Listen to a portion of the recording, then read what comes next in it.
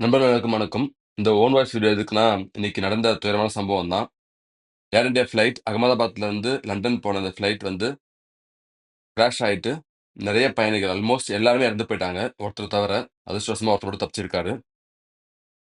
இன்னும் சொல்லப்போனா, அந்த நேரத்தில கேன்டீன்ல சாப்பிட்டுன்னு இருந்த லஞ்ச் சாப்பிட்டுன்னு இருந்த டாக்டர்ஸ் வந்து இறந்து போயிட்டாங்க. ரொம்ப அன்பார்ச்சுனேட் ஈவென்ட் ஆக்சுவலா. ஃப்ளைட்ல இருந்தவங்க இறந்து போனத தாண்டி வந்து பார்த்தீங்கன்னா, அவங்களுக்கெல்லாம் வந்து எதுவுமே தெரிஞ்சிருக்காது.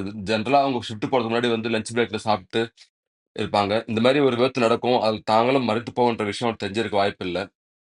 அதனால எங்க இருந்தாலும் சேஃப் கிடையாதுங்க. யூசுவலா ஃப்ளைட் டிராவல் பார்த்தீங்கன்னா, ரொம்ப சேஃப் தாங்க. ஒரு கார் ஆக்சிடென்ட்ட விட வந்து பார்த்தீங்கன்னா, ஃப்ளைட் ஆக்சிடென்ட் ரொம்ப ரேரா தான் நடக்கும். அப்படி இருக்கும்போது, இந்த விஷயம் வந்து நடந்து பல பேருடைய குடும்பங்கள் வந்து இன்னைக்கு வந்து ரொம்ப துயரத்தில ஆழ்ந்து போயிருக்கும். இன்னும் சொல்லப்போனா, உலகம் முழுவதும் பல மக்கள் வந்து தங்களுடைய சொந்தங்களையும், உறவினர்களையும் வந்து இழந்து தவிப்பாங்க. அவங்க எல்லாருக்கும் நம்ம சேனல் மூலமாக நம்முடைய ஆறுதலையும், நம்முடைய இரங்கலையும் தெரிவிச்சுக்கிறோம். இந்த சேனல் டிராவல் பத்தி சேனல் தான். டிராவல வந்து நான் மோட்டிவேட் பண்றதுக்காக நெறைய வீடியோஸ் போடுறேன். நானும் நெறைய டிராவல் பண்ணியிருக்கேன். நான் 45 கண்ட்ரீஸ் டிராவல் பண்ணியிருக்கேன். ஆனாலும் பார்த்தீங்கன்னா, ஒரு தடவ ஃப்ளைட்ல ஏறி இறங்கும்போதும் கண்டிப்பா நான் கடவுள தான் வேண்டிப்பேன். கடவுளே திரும்ப நான் சேஃபா போய் இறங்கிடணும்னு சொல்ட்டு. ஏன்னா, அ கேரண்டி இல்லங்க லைஃப்ல. எதுவுமே கேரண்டி கிடையாது. ரோட்ல நடந்து போனா கூட நம்ம வந்து நமக்கு வந்து எதுனா ஆவலாம். அதனால டோட்டலா ஃப்ளைட் டிராவலே வந்து போகக்கூடாது, இல்ல பண்ணக்கூடாதுன்னு சொல்ல முடியாதுங்க. ஃப்ளைட் டிராவல் உண்மையிலேயே வந்து ரொம்ப ரிலையபிள் தான். பட் இந்த மாரி விஷயங்கள் நடக்கும். அத வந்து அவாய்ட் பண்ண முடியாது. அதனால இந்த ஆப்பரேஷன்ல இறங்கி அதெல்லாம் பாடுபடுற மருத்துவர்களுக்கும், அந்த வாலண்டியர்ஸ், அப்புறம் நம்முடைய ஆர்மி எல்லாருக்கும் நம்ம நன்றி கடன் பட்டிருக்கோம். இந்த விமானத்த இயக்கிய பைலட்ஸ் 2 பேரும் ரொம்ப எக்ஸ்பீரியன்ஸான பைலட்ஸ். அவங்க எவ்வளோ ட்ரை பண்ணாலுமே மெக்கானிக்கல் ஃபெயிலியர்ஸ், இல்ல இந்த மாரி ஃபெயிலியர்ஸ் வந்து யாராலும் ஒண்ணும் பண்ண முடியாதுங்க. அது வந்து அ நம்முடைய இது ஹியூமன் ரீச் தாண்டி இருக்கும். அதனால யாரு எப்படி நடந்துச்சுன்றது இனிமே தான் வந்து விசாரணை பண்ணி அவங்க கண்டுபிடிப்பாங்க.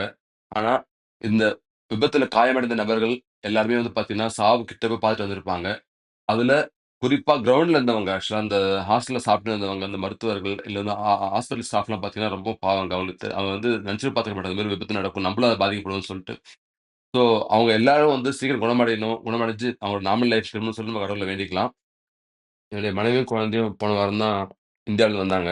அவங்க வந்து சேர்ற வரைக்கும் எனக்கு வந்து ரொம்ப ஆங்ஷியஸா இருந்துச்சு. நான் சரியா தூங்கல.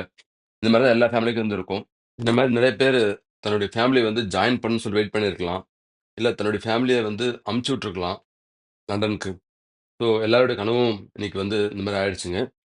அதனால நானு இன்னைக்கு எதுவும் வீடியோ எதுவும் போடல. நாளைலருந்து நான் வீடியோ போடுறேன். நாளைக்கு பார்க்கலாம். நன்றி, வணக்கம்.